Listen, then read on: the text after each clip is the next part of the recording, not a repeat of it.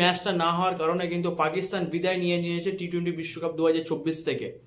পাকিস্তানের বিদায়ের কারণটা যদি আমরা দেখতে চাই, ইউএসএ অলরেডি 4 পয়েন্টে ছিল এবং আয়ারল্যান্ড ইউএসএ যে ম্যাচটা ছিল এই ম্যাচটা কিন্তু বৃষ্টির কারণে না হওয়ার কারণে এক এক করে কিন্তু পয়েন্ট যখনই ভাগ হয়ে গেছে তখন ইউএসএ কাছে 5 পয়েন্ট হয়ে গেছে এবং পাকিস্তান যদি আয়ারল্যান্ড বিরুদ্ধে যদি ম্যাচ জেতে তাও কিন্তু কোয়ালিফাই করতে পারবে না, কারণ পাকিস্তানে তখন 4 পয়েন্ট হবে এবং ইউএসএর 5 পয়েন্ট। ইউএসএ যদি পরের ম্যাচ যদি হেরেও যায় কিন্তু ইউএসএর কোনো যায় আসে না, ইউএস অলরেডি কোয়ালিফাই করে ফেলেছে এবং ওর সাথে সাথে ইন্ডিয়া কিন্তু কোয়ালিফাই করে ফেলেছে।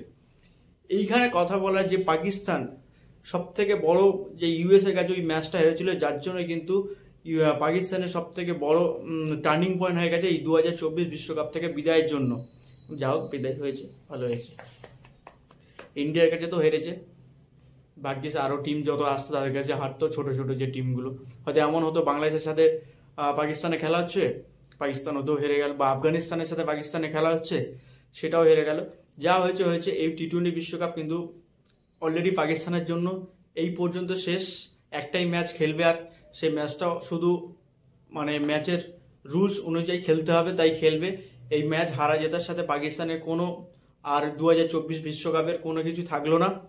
এবং যাই হোক, বাংলাদেশ কিন্তু সুপার এইটে চলে গেল, একটা টিম যেটা বাংলাদেশ সুপার এইটে গেছে, আমি খুবই খুশি। এর সাথে সাথে ইন্ডিয়া গেছে।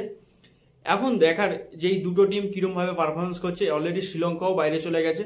দেখার এখন দুটো টিম আছে, যে ইন্ডিয়া আর বাংলাদেশ, এই দুটো টিম কিভাবে পারফরমেন্স করছে এই 2024 বিশ্বকাপে, সেটাই এখন কিন্তু দেখার।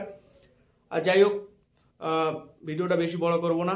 যারা যারা নতুন চ্যানেলে এসছো অবশ্যই চ্যানেলটাকে সাবস্ক্রাইব করে দেবে, আর ভিডিওটা যদি ভালো লাগে অবশ্যই লাইক করে দেবে, পাশে থাকবে। Thank you so much.